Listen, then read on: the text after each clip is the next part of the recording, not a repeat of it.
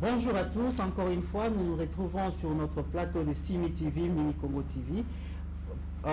Aujourd'hui, dans le cadre de notre émission Gros Plan, nous allons recevoir pour vous une dame, une grande dame, et il s'appelle le docteur Jacqueline. Docteur Jacqueline, aujourd'hui, est venue nous parler de la médecine, la télémédecine.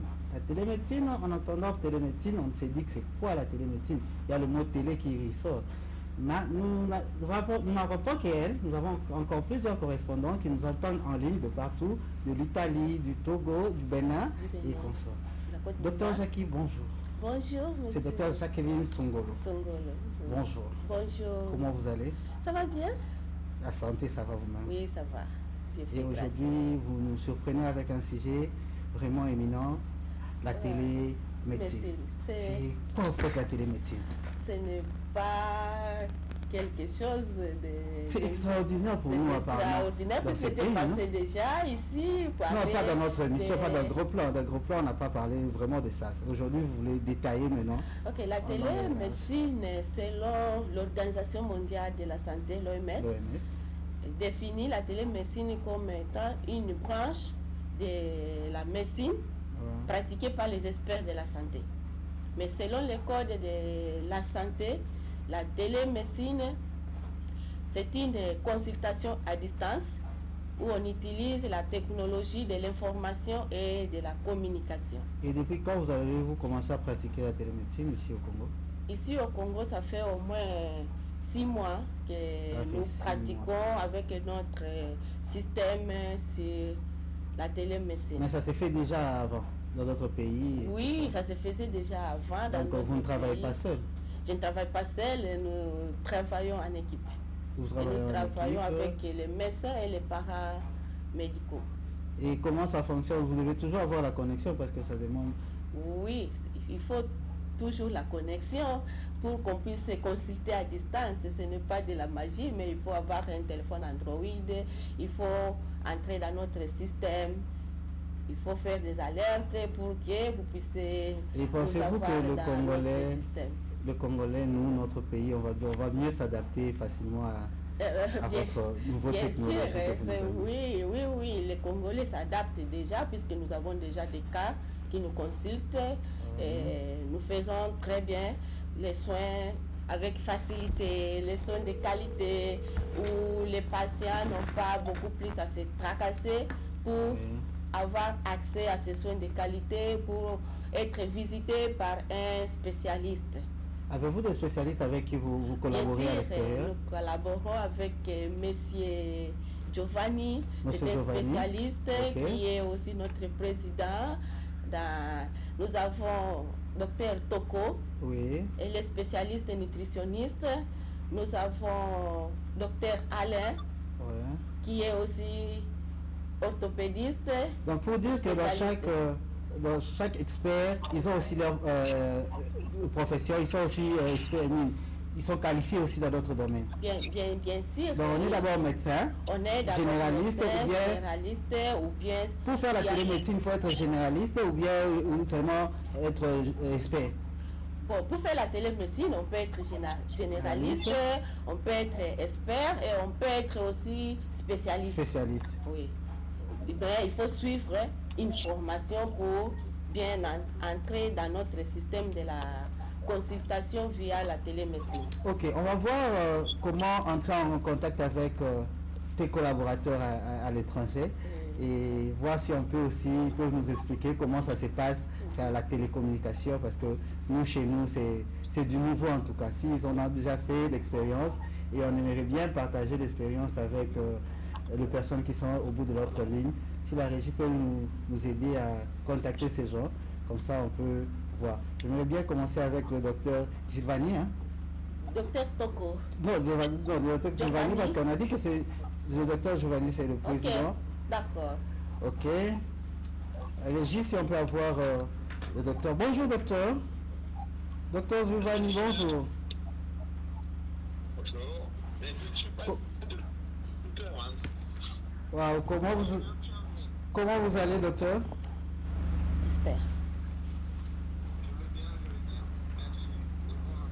Ouais, ça va de notre côté. Vous êtes expert en santé numérique.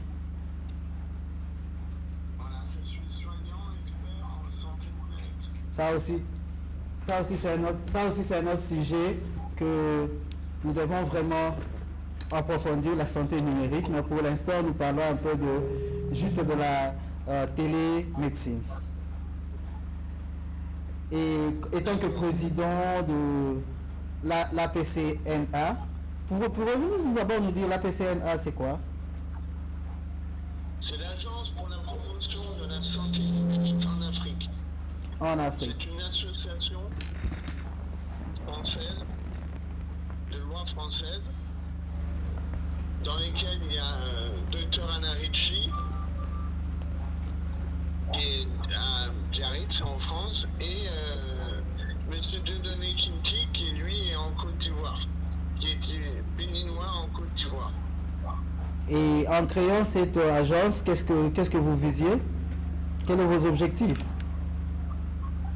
Alors, le but de cette association, c'était de l'expertise en santé numérique, et le but était surtout de promouvoir donc une santé numérique adaptée à l'Afrique et adaptée à chaque pays africain.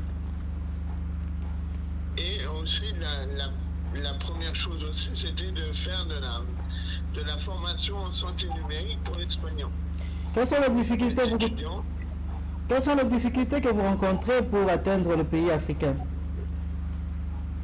Pour faire comprendre la télémédecine. Alors, pour ce qui est de la télémédecine, nous faisons surtout, nous, de la télémédecine de premier niveau, justement, pour éviter les difficultés, justement, liées aux connexions Internet qui ne sont pas toujours de haut niveau. Oui. Donc, c'est pour ça que nous faisons, nous, de la télémédecine de premier niveau, comme la téléexpertise, qui ne nécessite pas de flux important d'Internet. C'est notre leitmotiv, nous sommes des soignants. Le but, avant tout, c'est de soigner les gens, où qu'ils soient, au plus près d'eux, même s'ils sont très loin. C'est pour ça que nous promouvons des outils qui peuvent fonctionner hors connexion. Et jusqu'à là, vous êtes dans combien de pays en Afrique? Alors, nous avons déjà, chez vous, nous avons déjà un centre chez vous, nous avons des centres en Côte d'Ivoire, au Bénin, et là, nous sommes en train de parler pour un projet national au Cameroun. Quels sont vos projets pour notre centre qui se trouve au Congo? Comment ça évolue depuis que vous avez commencé? Avez-vous atteint au moins votre objectif au Congo? Alors, pour l'instant, au Congo, c'est un premier centre qui fait office de preuve que ça fonctionne très bien, puisqu'il peut faire la téléexpertise dans différents pays, même depuis la RDC. Et le but, c'est de promouvoir un projet national de la même façon qu'on le fait au Cameroun. Ok, monsieur Giovanni, je vous reviens tout de suite. Le temps de parler maintenant de la télémédecine avec le docteur Toko. Docteur Toko, bonjour. Bonjour, comment vous allez? Ça va bien, merci. Et vous? Je vais bien, merci. Avec les dames, j'aimerais bien parler maintenant de la télémédecine. Quels sont les actes, quels sont les actes de la télémédecine? Parlant des actes de la télémédecine, je vais parler un peu de moi-même d'abord, parce que je suis déjà médecin et à la base, je suis soignante et j'ai choisi un seul axe et c'est de cet axe que les autres axes sont greffés. C'est-à-dire je fais de la téléconsultation et de cette téléconsultation, j'ai eu des besoins tels que la téléexpertise et au-delà de cela, j'ai eu d'autres besoins tels que les outils connectés. Donc derrière tout ça, je peux dire que c'est un axe qui grandit en fonction du besoin et de la nécessité de la zone dans laquelle nous nous trouvons. Moi, je suis au Bénin, par exemple, mais je soigne des personnes qui se trouvent au Tchad, qui se trouvent au Congo, à travers la télémédecine. Et ces personnes, maintenant, j'arrive à trouver des connexions sur place à travers des contacts de l'ASNA qui fait la promotion de la santé numérique en Afrique. Docteur Toko, mes excuses. Oui, bon, vous soignez des personnes qui sont au Congo avec votre spécialisation en tant que nutritionniste, c'est ça? Oui, nutritionniste, puisque je fais de la santé, plutôt de la santé médico-nutritionnelle. C'est-à-dire, en tant que nutritionniste, j'ai compris qu'il était important de régler les problèmes de la sous-nutrition. Et à travers cela, je commence à faire de la téléconsultation et au fil de là, je peux avoir besoin d'un cardiologue, je peux avoir besoin d'un chirurgien. Donc c'est là que la SNAM vient en tant qu'agence de sécurité. Parce que tout le monde ne peut pas s'improviser, dire que je fais de la télémédecine. Et c'est là, c'est le danger. Donc l'APSNA maintenant étant creusé pour nous couvrir et surtout le côté légal de la chose, fait qu'aujourd'hui je travaille en toute sécurité sans souci. Et comment vous faites pour faire la suivi de vos malades après avoir donné le traitement ou bien le conseil? Comment vous faites la suivi pour être sûr que votre médecine a évolué positivement?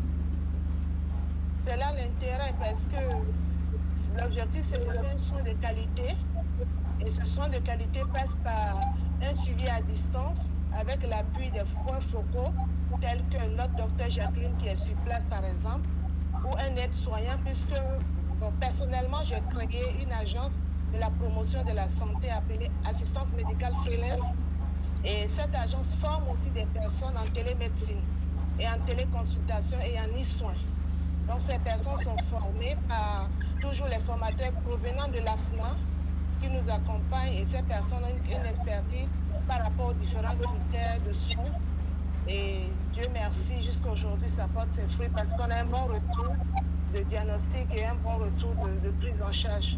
Et la bonne nouvelle aussi, ils sont soignés avec tous les professionnels de santé élargis de par le monde parce qu'on peut avoir contact avec des personnes en Côte d'Ivoire, des médecins en France, à travers cette pays, sans se déplacer. C'est tout ça, c'est la bonne nouvelle qui est là. Comment vous voyez l'avenir? Dites-nous d'abord, comment vous voyez l'avenir depuis que vous avez commencé jusqu'à présent? Comment voyez-vous l'avenir de la télémédecine en Afrique?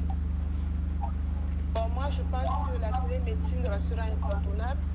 Et comme ce que je disais aujourd'hui, les réseaux sociaux sont devenus incontournables à travers la gestion des flux financiers tels que les Momo.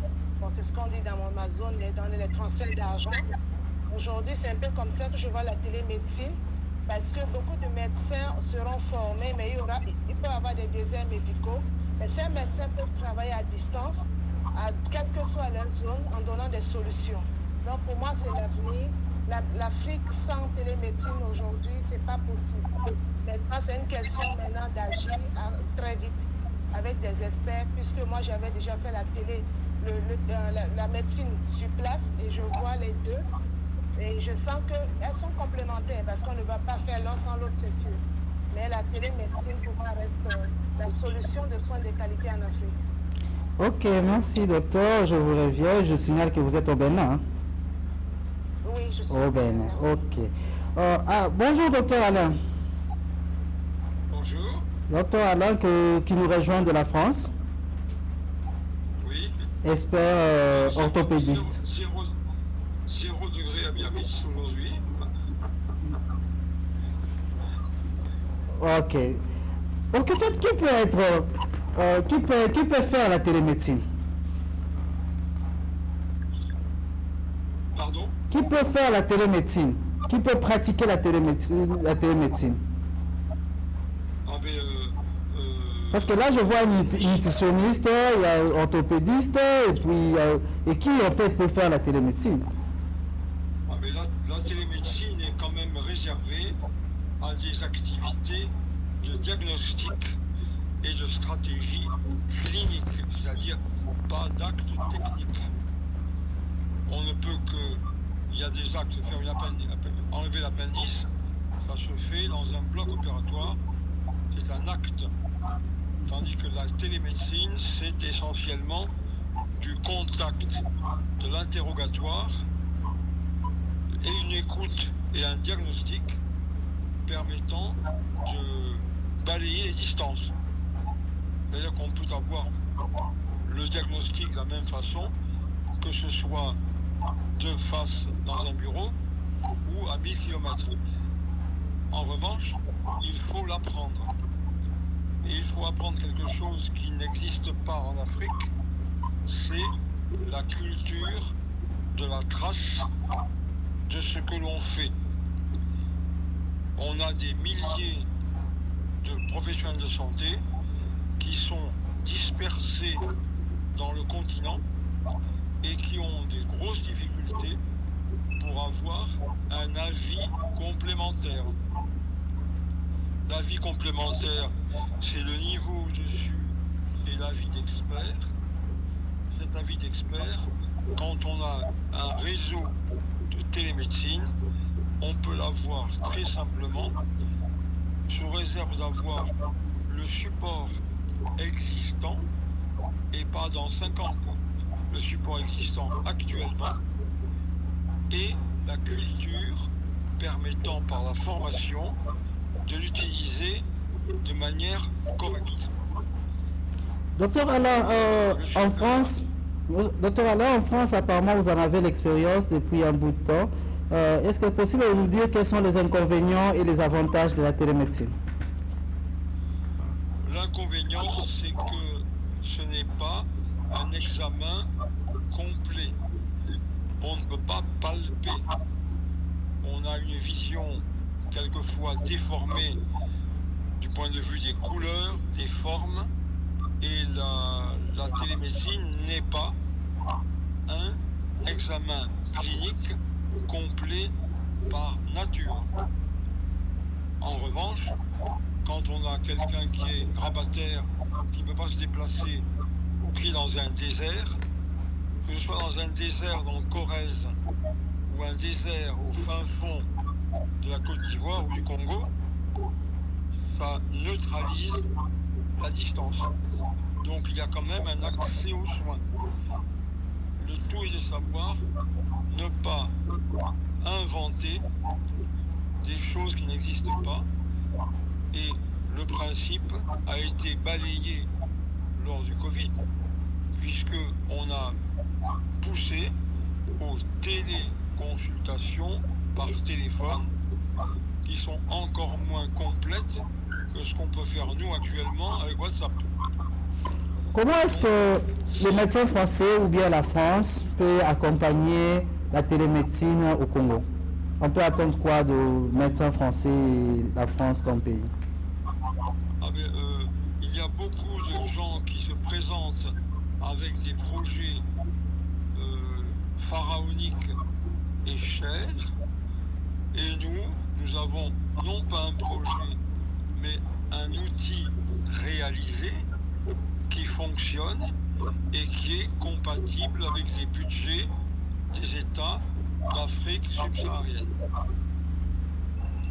Et toute l'expertise nécessaire en chirurgie ou en médecine par les meilleurs Français que nous avons dans le cadre des formations que nous faisons lors de congrès ou d'autres réunions. Voilà. Donc il y a deux niveaux. En fait, qu'on se cache pas, qu'on se dise la vérité, en les pays africains, beaucoup de pays africains, nous sommes moins développés. Donc la technologie nous pose un problème, la logistique pose un sérieux problème. Et quand vous amenez la technologie, vous voulez bien qu'on s'adapte, qu'on y aille, mais on a un problème de logistique. Est-ce que vous avez prévu des stratégies, comment ramener ou nous aider avec la logistique et tout ça? Je sais que le téléphone, le média, tout le monde en a, mais vraiment la grande logistique, si votre association peut apporter un part qui peut apporter aux pays africains. Et le principe général de ce que l'on fait, c'est de mettre en place un outil sur tablette ou sur PC, mais qui est lisible par n'importe qui sur son smartphone. La technologie, c'est un smartphone, par exemple. Le réseau, c'est un produit informatique qui existe et qui est très simple et dont les données qui sont partageables sont sécurisées en France actuellement, parce qu'on ne peut pas attendre que les pays construisent et réinventent des produits qui sont déjà existants. Donc c'est un package tout prêt. Il n'y a pas de technologie particulière ou de surcoût particulier.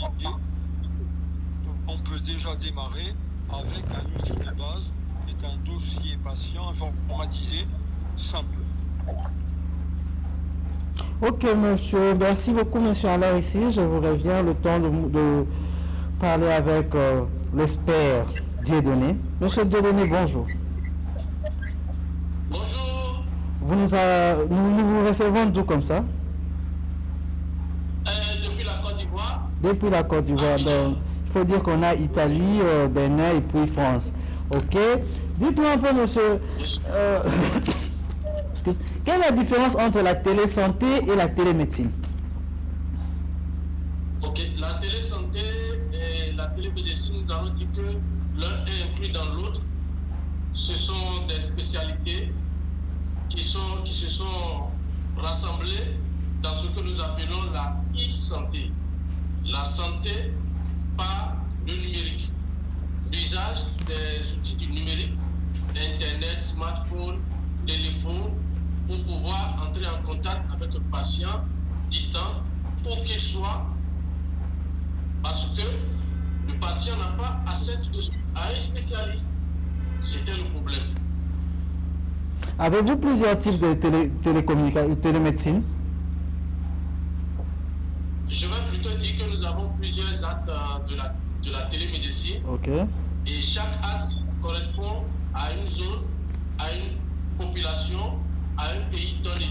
Je prends le cas par exemple du Congo, de la RDC, que je connais un peu bien, que ce soit à Kinshasa, que ce soit à Lubumbashi, où j'ai eu à déployer des systèmes flexibles qui n'ont pas besoin d'une bande passante de connexion élevée, parce que je connais un peu la réalité de nos pays africains.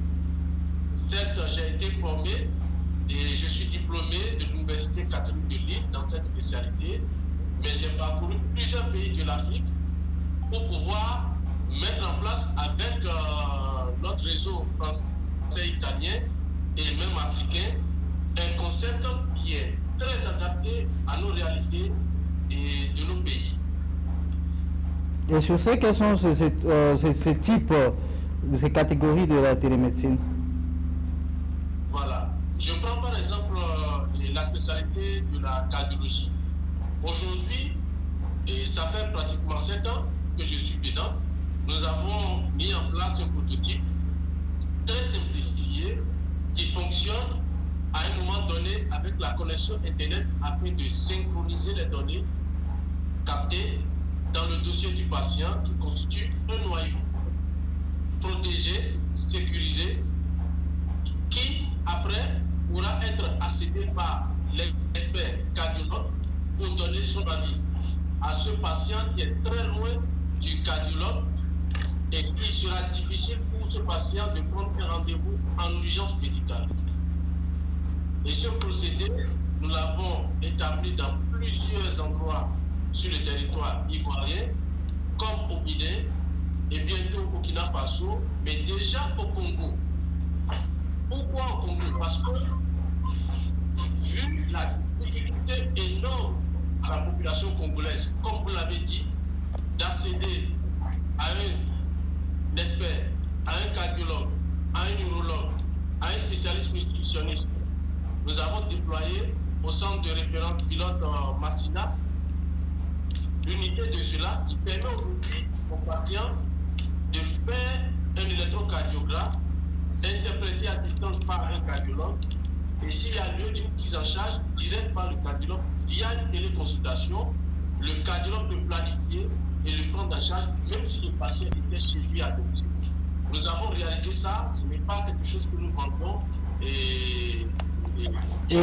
depuis que vous êtes lancé au Congo, est-ce qu'avez-vous eu des feedbacks de qualité? Est-ce que le docteur Jacqueline qui vous représente ici vous dit que les choses évoluent en bonne marche? Bien sûr, elle peut en témoigner puisque les retours que nous devons recevoir, c'est des retours des patients. Je oui, pense effectivement. que les que nous avons reçus ont été tous satisfaits et nous-mêmes, ça nous a donné quand même plus de force pour dire que, tiens, ça veut dire que ce produit est adapté à nos populations et si nous avons les moyens, si nous avons les autorités qui nous écoutent, nous accompagnent, je pense que nous allons transformer cela pour promouvoir d'abord que ce soit la gente féminine, que ce soit les paramédicaux qui aujourd'hui peinent à trouver du travail pour mettre en place leur propre unité connectée, je dis bien unité connectée pour les soins à domicile. Parce que si je prends le cas d'une infirmière qui est dans une province, qui peut entrer en contact avec un médecin ou bien un cardiologue à distance ou un radiologue à distance pour pouvoir mieux orienter le traitement des soins pour un patient dans le Bukavu ou bien à Goma là-bas. Docteur, monsieur Dieudonné, dites-nous un peu, quelle est votre stratégie que vous avez mis en place pour sécuriser les patients? Parce que cette histoire en ligne, ça pose un peu beaucoup de soucis en Afrique et tout ça, vous savez de quoi je parle. Et comment le patient peut être sécurisé, qu'il est en train de parler avec un expert, et puis l'expert fait partie de votre association, de l'APCNA. Quelle est la sécurité que nous avons, nous, Congolais? Par exemple, si je vais chez Madame Jackie et il me passe, je ne sais pas si c'est à lui, quelle est la stratégie que vous faites? Parce que sur le net, il y a beaucoup d'histoires. Tout à fait, tout à fait. Voilà pourquoi nous passons la téléconsultation, nous ne le faisons pas par WhatsApp. Il faut que ça soit clair. Nous le faisons par des plateformes sécurisées qui sont agréées pour le faire. Lequel? Et puis le dossier dont je parle, nous avons Consulib, par exemple, et nous utilisons également Google Meet, là où la connexion est un peu vraiment presque très mauvaise, je vais dire. Nous utilisons Google Meet, mais il y a d'autres plateformes que nous utilisons en priorité. Consulib, c'est une plateforme d'origine française que nous avons adaptée pour l'Afrique. Donc ce n'est pas par WhatsApp, on peut poser. Parce qu'il faut aussi se le dire, ce n'est pas gratuit la consultation. Donc là où il y a l'argent, il y a tout. Là où il y a l'argent, il y a tout est possible.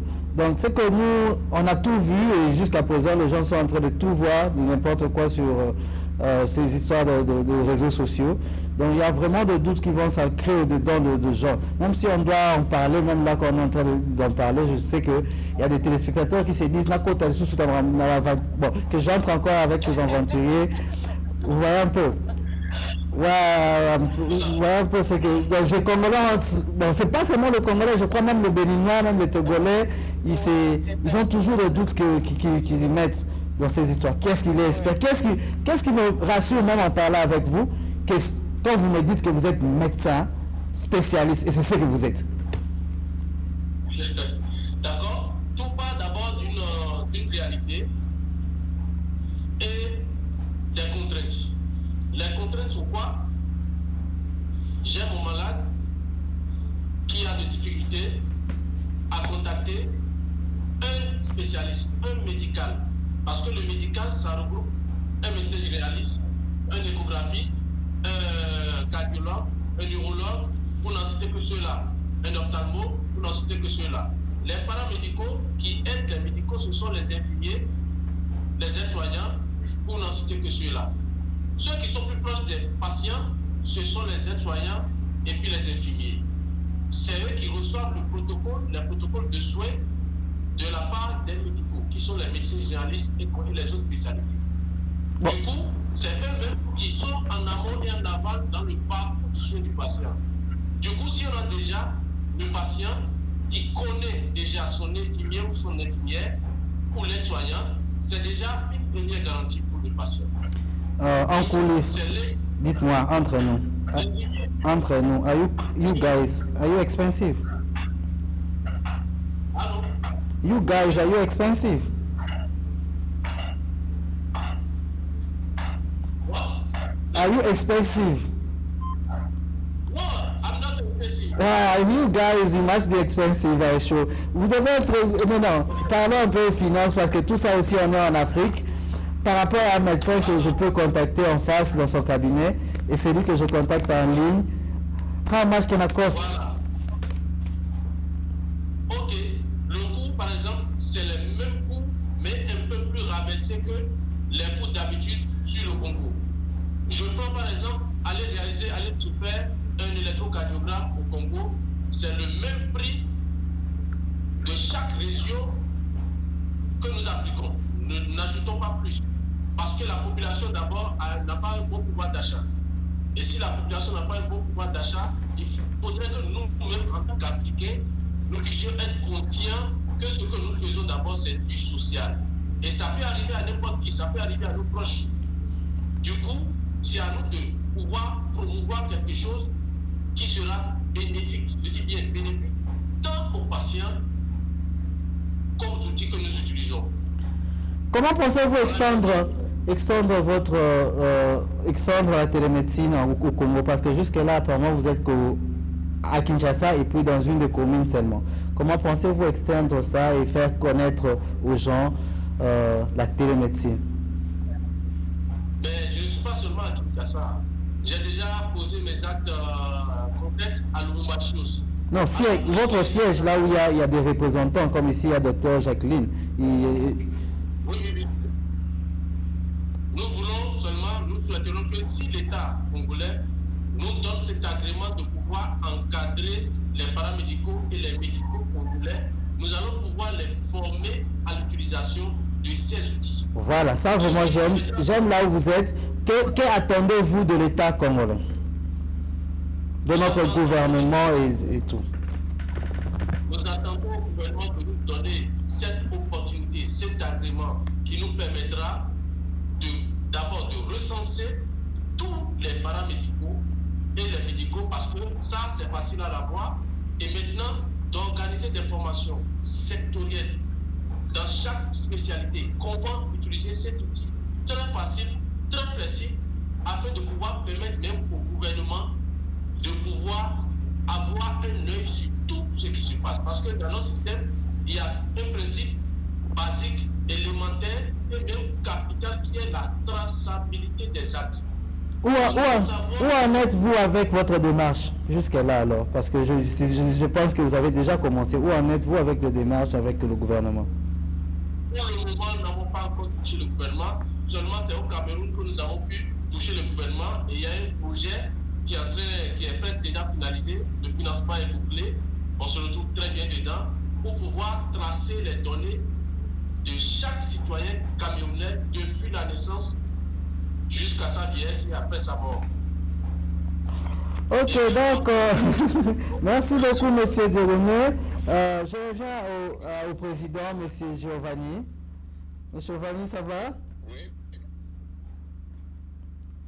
Vous avez suivi les interventions Nous avons tous suivi l'intervention de chacun de vos experts, des membres de l'APCNA. Et qu'en dites-vous? Quel est votre mot de la fin par rapport, qu'est-ce que vous attendez encore de Dr Jacqueline qui est ici au Congo, de notre gouvernement et de nous, les patients qui doivent... Est-ce qu'avez-vous en base de données de médecins jusque-là, de médecins qui des experts qui traitent les gens au Congo ou de malades aussi que vous avez déjà traités? Alors, au Congo, nous avons Dr Jacqueline qui est là-bas, qui a commencé, qui commence, et nous avons Dieudonné qui a fait pas mal d'expérimentations déjà au Congo. Nous avons... ce que nous voulons, nous, c'est soigner les gens au plus près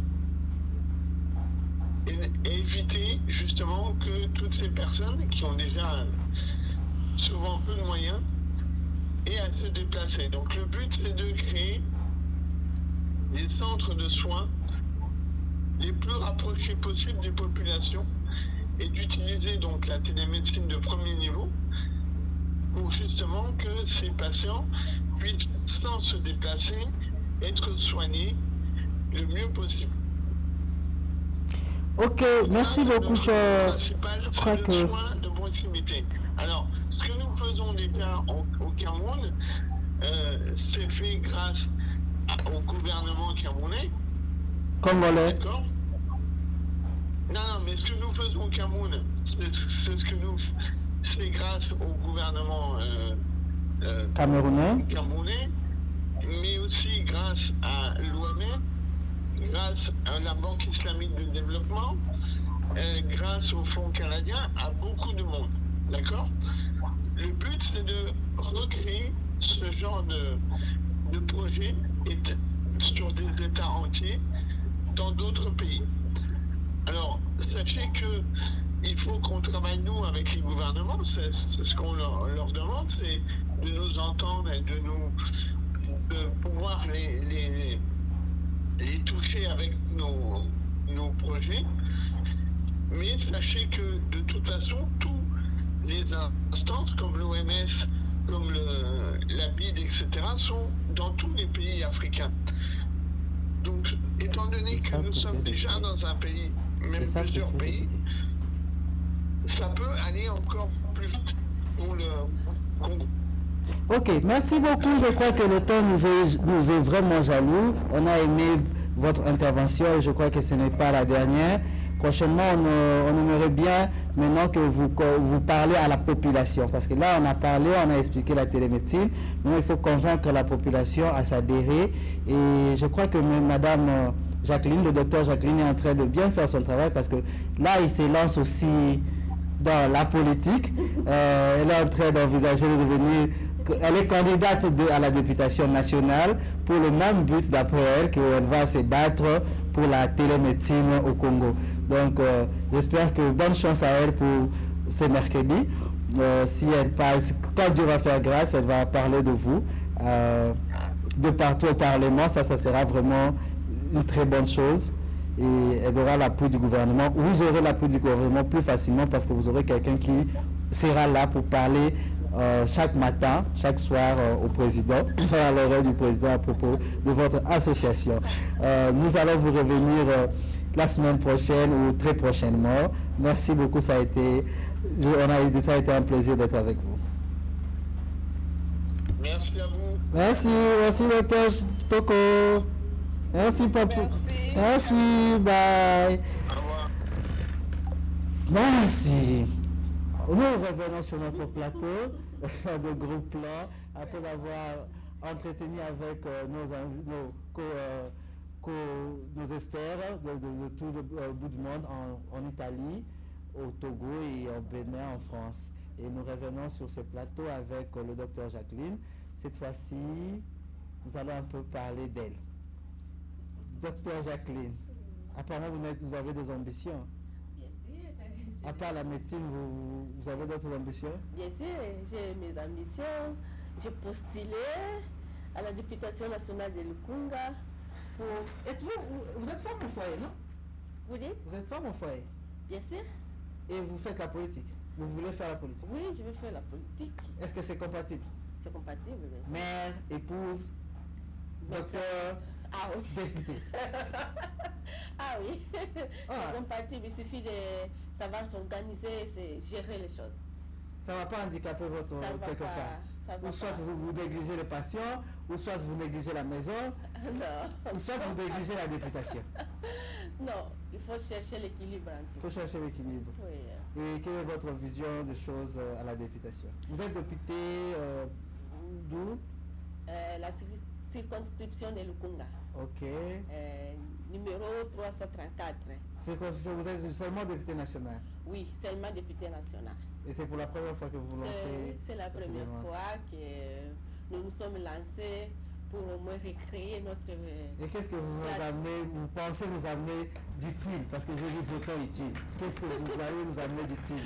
Oui, d'utile, c'est d'abord l'accès facile aux soins de qualité via la télémédecine, qui est une innovation que tout le monde finira par prendre cela puisque ça nous donne beaucoup d'avantages. Tu peux être chez toi, éviter des embouteillages pour te déplacer, éviter la file indienne à la réception. Mais chez toi, on peut te suivre et tu entres en contact facile avec les experts de la santé. Donc là, nous voyons, vous, c'est où comme ça? Et là, c'est vers les cliniques universitaires où les miens ont marché pour faire la propagande. Le vote, oui, c'est comme ça pour avoir votre base. C'est les miens, ma base. Donc la population peut s'attendre de voir la télémédecine au Parlement. Bien sûr, la population doit s'attendre et puis à former, puisque nous voulons aussi former les paramédicaux, entre autres, surtout les infirmières, que nous privilégions la dame, donc pour qu'elles puissent avoir le travail. Puis nous créons aussi des emplois, disons. Mais ceux qui sont là, ils sont déjà mal payés. Comment vous voulez encore ajouter? Avec la télémédecine, ils ne seront pas mal payés. Parce que ceux qui sont là, ils sont en grève, ils sont à ça.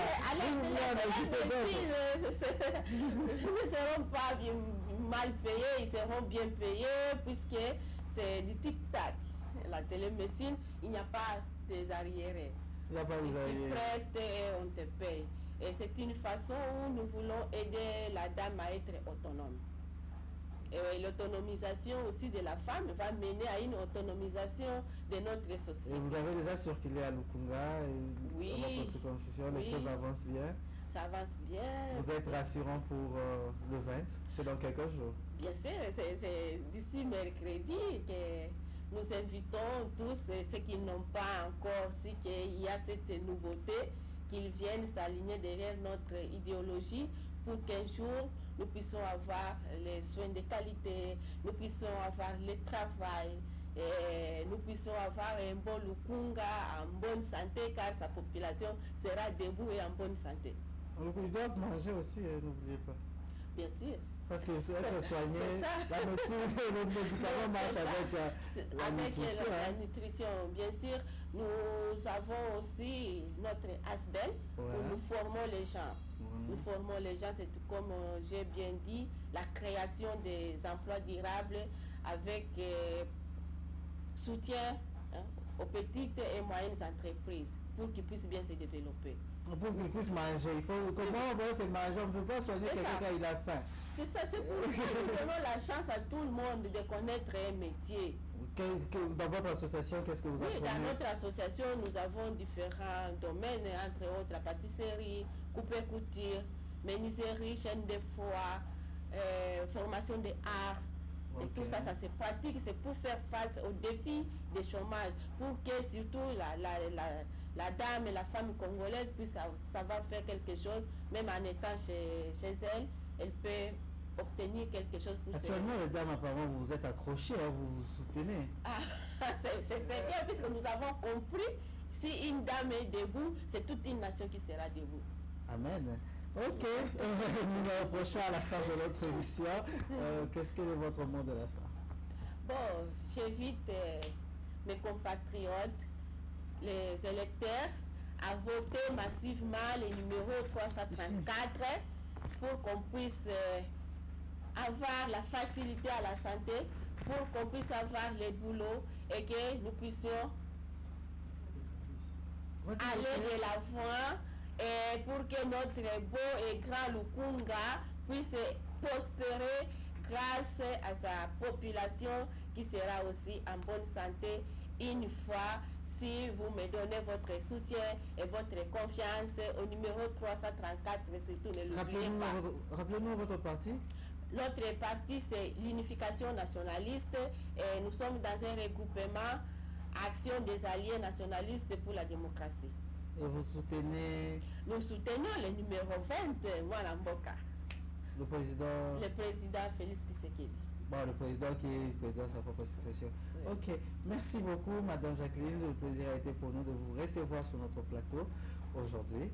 Et je pense qu'on vous recevra dans votre titre de honorable prochainement. Vous dites pas amen quand même. C'est ce que je voulais même dire. La parole, j'ai dit Dieu est grand, ça parle. Avec Dieu, ok,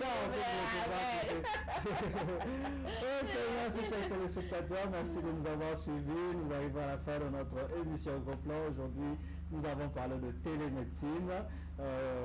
Et nous avons eu beaucoup d'intervenants. Je vous remercie, je vous laisse et à la prochaine. Merci. Merci.